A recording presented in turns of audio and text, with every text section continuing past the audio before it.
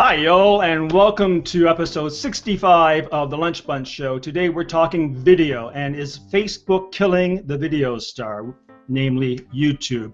With all this move to autoplay and direct uploads, what kind of dent do you think Facebook is going to make on the online video market? And I'm going to pass that first question off to BL.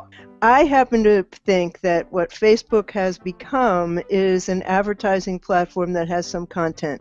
I do not believe the numbers that they've put forth about the number of videos that are being watched, because I believe that they're cooking the books and they're counting every time a video plays automatically. So I think we have a long way to go before video on Facebook begins to compete or interrupt what's going on YouTube. What do you think, Jess? I love the idea of video everywhere, and I love the idea everybody has their own rules, and I love the idea that now we have all these options. But I hate the fact that most people will have to choose. They will have to prioritize. Where do you start? Where do you go next? Where do you go after that?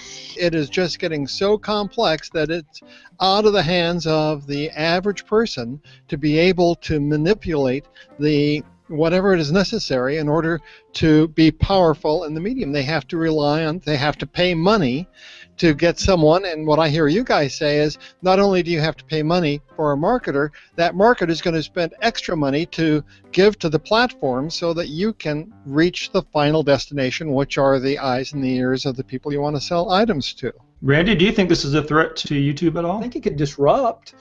If you're talking from a brand standpoint, it goes back to you got to go where your customers are.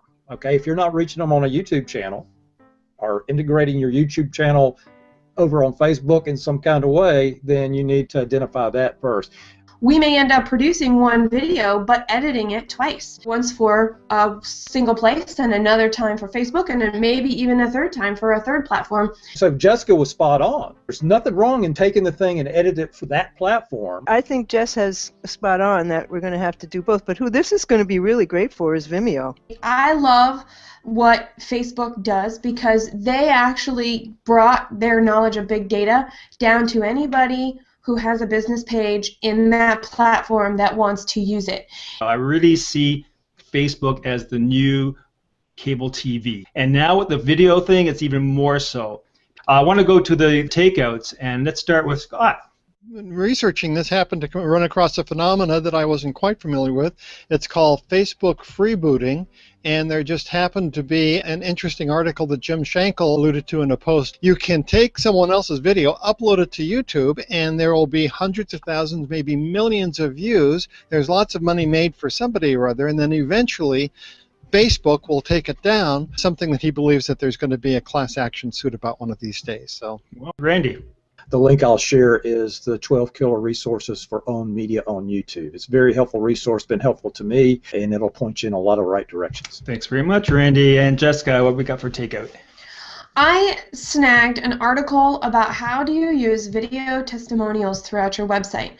So when we're talking about wherever we're putting our video, where does it actually add value and help you convert on that page? Okay, BL, let's see what you got.